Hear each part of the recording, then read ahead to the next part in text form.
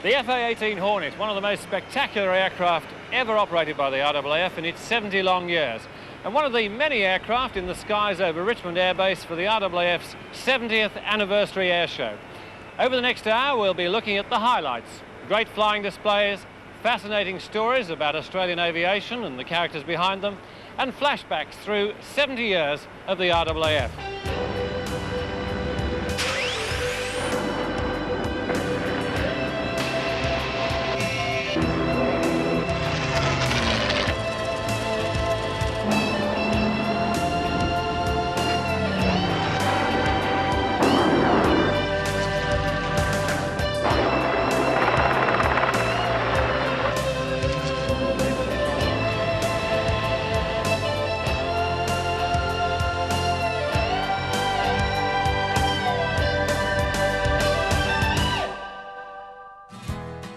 They've been flying aeroplanes at Richmond for nearly 80 years, and when you look at this base today, with its big transport planes, it's hard to imagine that the first machines to fly here were made of wood, linen and piano wire. The first man to fly here was a dentist called William Hart. He was followed by a Frenchman who set up a flying school which he quickly abandoned. In 1915, the New South Wales government set up another school to produce pilots for the newly formed Australian Flying Corps. These pilots were civilians, but when they graduated, they headed either for England and the Royal Flying Corps or for Point Cook in Victoria. The RAAF have been here since 1925. Some of the first aircraft based here were SE-5 biplanes.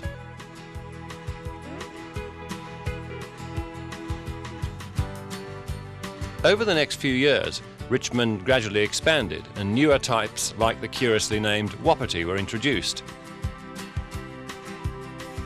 Great aviation names like Smithy and Jean Batten flew here. But by the outbreak of World War II, the RAAF had no modern fighter aircraft. The Hawker Demon was a pretty little biplane, but if the Japanese had got as far as Richmond, it's difficult to see how the RAAF could have prevailed. Chief, what's the significance of the 70th anniversary as you see it? Well, as I see it, Jeff, what we're doing here today is celebrating 70 years of the RAAF in peace and war, 70 years of service to the Australian nation and the Australian people. Today, Richmond is home to much heavier metal. The Boeing 707 tanker transports and Hercules of the Airlift Group, and the Caribous of the Operational Support Group. Regularly, too, Richmond is host to Starlifter and Galaxy aircraft of the United States Air Force. Richmond is a big base, 2,500 people work here, and its 7,000-foot runway can handle the largest aircraft. In 1988 it hosted the Bicentennial Airshow. This year's show is a unique event, organised by the RAAF and a civilian organisation, the Aerospace Foundation of Australia, a body set up to bring international standard air shows to Australians. And how better to begin the 70th anniversary show than with a display by antique aircraft. Leading the vintage flypast, the best-known biplane in the world. The Tiger Moth is exactly 60 years old. 9,000 were built, and even today some 500 survive around the world. And in the same formation, the Bristol Tourer streaming smoke. The Tourer was a civil version of the Bristol Fighter of World War I.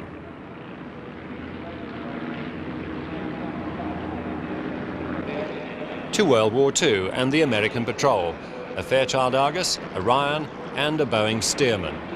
All three planes served as trainers, and for aircraft half a century old, they've been immaculately restored. The Avro Cadet with its exposed Jacobs radial engine, this one in civilian markings, a popular trainer in the 30s and 40s.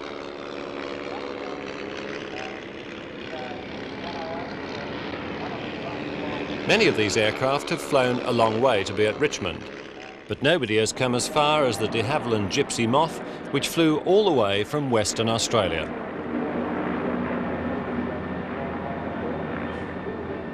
George Aylmore and Alan Johns served together as part of the crew of a Lancaster bomber in World War II. It's the second time that George has flown his 63-year-old aircraft across the continent. I suppose the problem with an open cockpit aircraft like this is communicating. How do you talk to one another? Oh no, we have an intercom connected through the radio. No trouble communicating. So you've both got headsets on? Yes, right. Yeah. You're not using the old speaking tube? No, they're gone. How cold does it get up there, George? Well, this time of the year it should have been good, but we ran into some weather out in the Nullarbor. We actually did some BYO rain out there. They said they'd never seen before.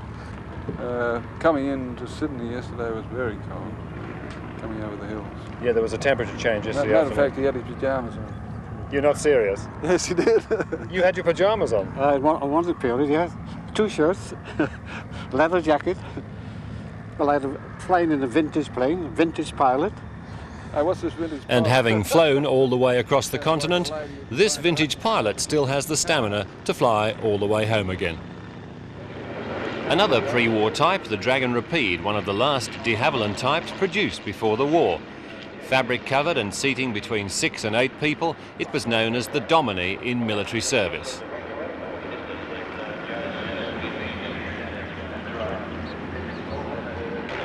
Also from England, an extremely rare bird, the Miles Falcon Major, a cabin monoplane dating back to the 1930s and surprisingly fast for its day.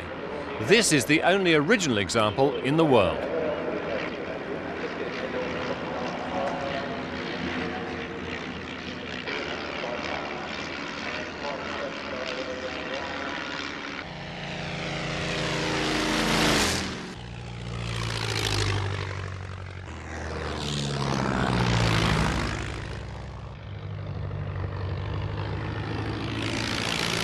There are a number of Osters here. This one, an AOP Mark III, was built in 1943 and was the last Mark III in RAAF service, hence the brown and green camouflage. They were used as spotters in the latter stages of World War II. The all-metal Ryan, with its fixed undercarriage, was used by the Dutch Air Force in the Dutch East Indies, but a number found their way into Australia after the Japanese invasion.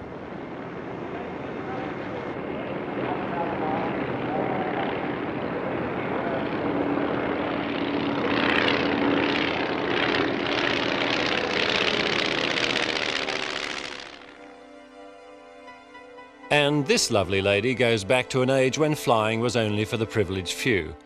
It's a Lockheed 10 Electra built in 1937, and its beautifully polished aluminium skin is a tribute to 10 years painstaking restoration. A Lockheed like this carried Amelia Earhart on her last flight, and it was in a Lockheed 10 that Neville Chamberlain brought his piece of paper back from Munich. This one was formerly owned by Ansett, but it hadn't flown for 24 years until just a few weeks before the Airshow. Laurie Ogle has given 10 years of his life to this machine. So just in pure engineering terms and restoration terms, what did you have to do to the aeroplane to get it back in the air again? Well, we literally took the airframe apart from the windscreen back to the toilet compartment and from one wing over to the other because there was some corrosion in the roof. So we had to rebuild the airframe and then refit the skins. So what you're sitting in is a new airframe underneath with the original skins back on it. This is an abnormally long gestation period for a restoration project, 10 years of your life. I mean, how do you feel now? Drained at the end of it or what? Exhausted and big. What was it like seeing it flying for the first time? By the time all that happened, it was all over and I really didn't get heavily into the emotions, but there were people here in tears. Some of the engineers that worked on it for a start, and my secretary, my ex-wife, a few others were absolutely just in tears. What is it? Is it something about an era, do you think? I think it's typical of the classic aeroplane of the golden age of aviation as it's described, but this airplane has a personality of its own.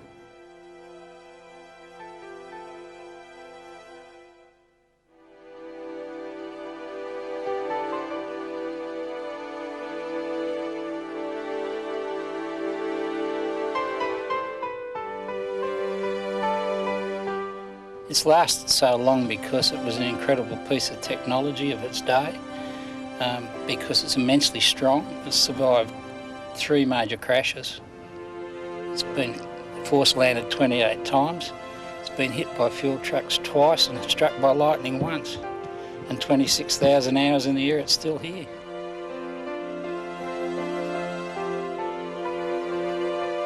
We know it's got a total fatigue life of 155,000 hours. As it's done 26,000 hours now, it's only got 130,000 hours left in it. We've got enough spares to maintain it for quite a long while. It does get people in, it's amazing. I experience it daily. Anything I want for this aircraft, I just ask and it happens.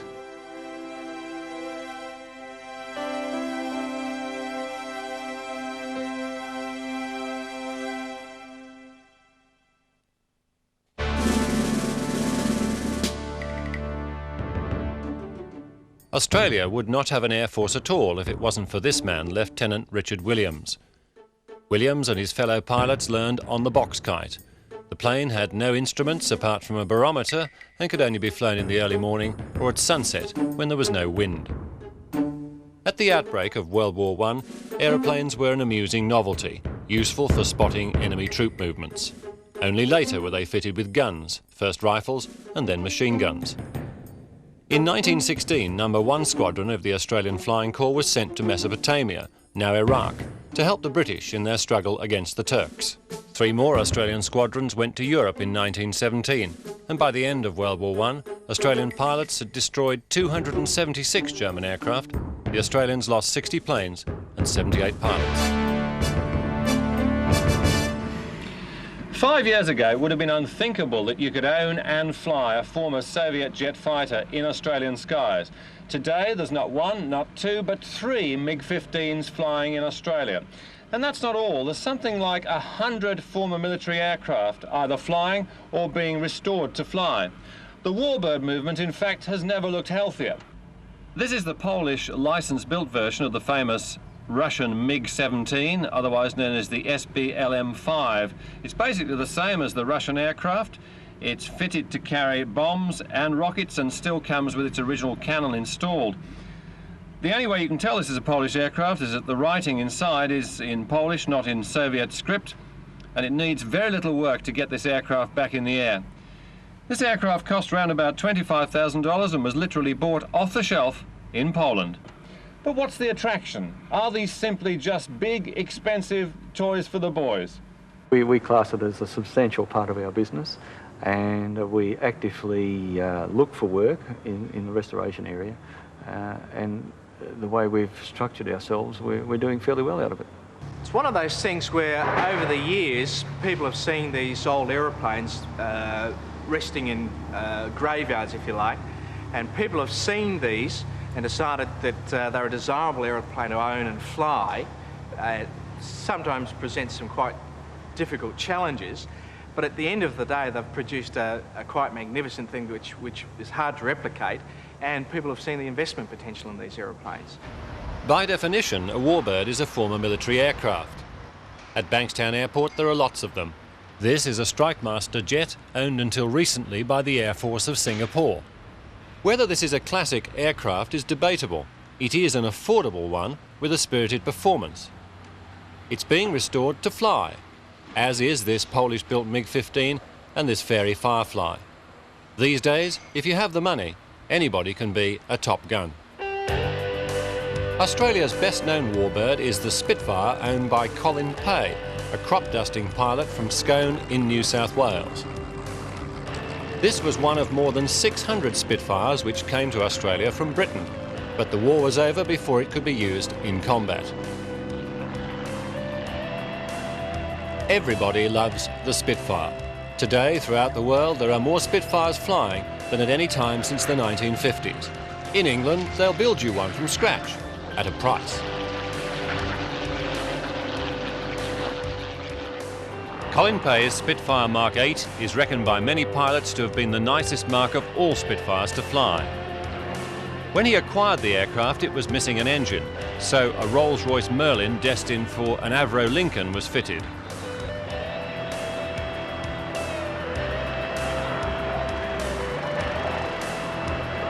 This is still a fast aircraft, but Colin Pay rarely flies it at full throttle, even though he has 3 spare engines. There are 3 other Spitfires being restored to fly in Australia at the moment, but this is the only airworthy one.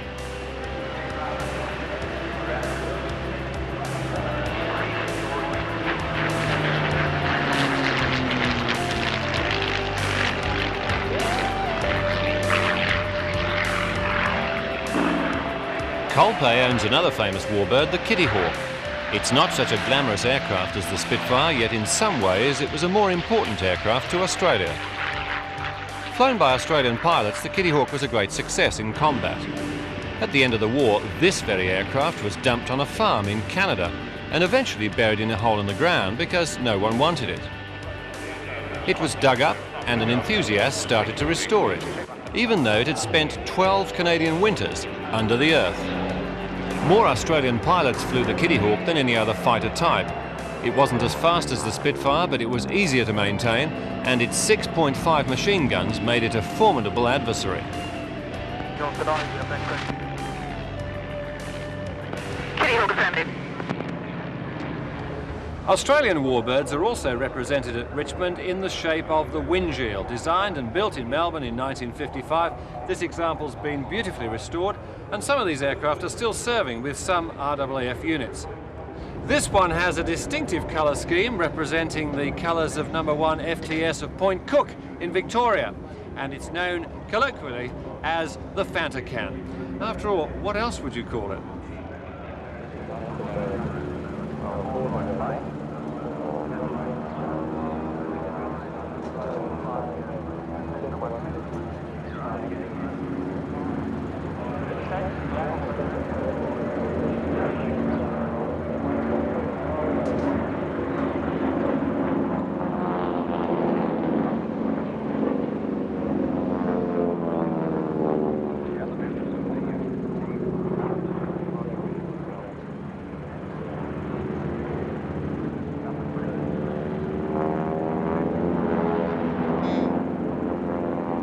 The Windshield is 50s technology, whereas the Wirraway goes back to the 1940s. This was an American design built in Australia, and though basically a trainer, some were armed and flew in combat. The Mustang is a different beast.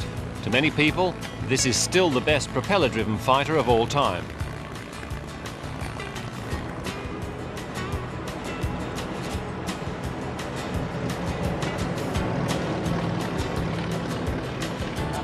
The Mustang was known as the fighter with 7 league boots, or the Cadillac of the skies, because of its long range and splendid performance.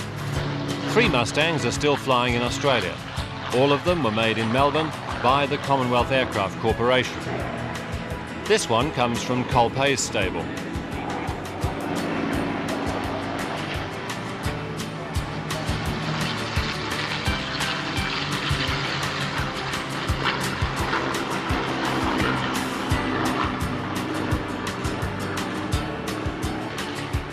But for sheer brute power, no piston engine fighter can surpass the Sea Fury.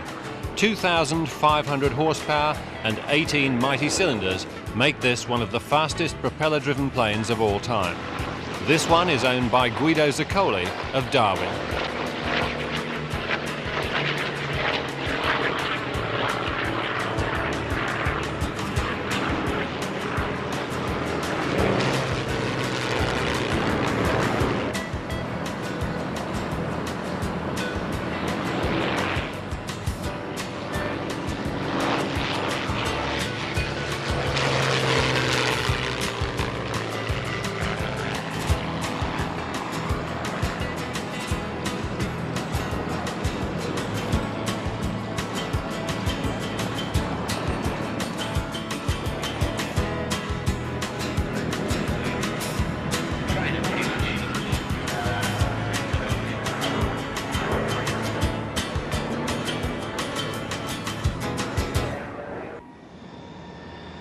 Taking off side by side at Richmond, the 2 deadly adversaries of the Korean War, the MiG and the Sabre.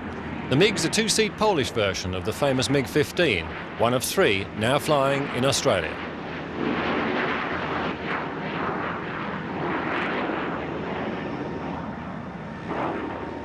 "30 years ago, our Sabre pilots were flying against these things. I mean, what's it like actually getting in it? What are your thoughts when you get in it? Well, the first thing is to try to understand the writing. Still switches, I don't know what they mean. It's all in Polish, is it? Yeah, a lot of it's in Polish, and but actually to get into it, it's similar to a lot of aeroplanes I've flown. Including that one? Yes, including that one. It's the braking system is off basically a copy of a Spitfire, and it's very similar to the old Navy Vampires. The flight controls are similar to Navy Sea Venom, so it wasn't that strange. The biggest surprise was how lovely it flies. It had a reputation, I think, as not being a great aircraft, but I think in its day it was probably the fighter to fly. The MiG-15 was the wild card in the pack during the Korean War. If it hadn't been flown by inexperienced Korean and Chinese pilots, it would probably have been even more trouble. The MiG was flown by many air forces of the communist bloc. In the 50s, the Americans offered a reward for the first MiG pilot to defect with one. A Korean took up the challenge.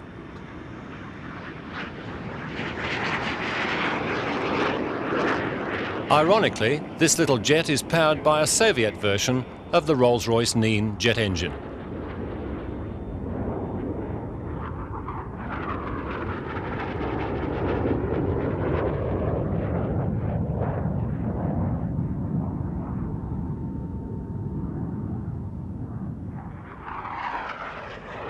Australian pilots didn't receive the Sabre jet until after Korea, and then it was the Australian version with the Rolls-Royce Avon engine, believed to be the best Sabre of all. This Sabre saw service with the RAAF before being donated to the Malaysian Air Force. It was partly restored in Malaysia, and finally it was returned to the RAAF at Richmond. To older pilots, this is the last of the sports car jet fighters, although back in the 50s it was touch and go whether we built the Sabre at all. Sir Robert Menzies wanted it to be a British aircraft. In fact, the only thing British about it is its engine.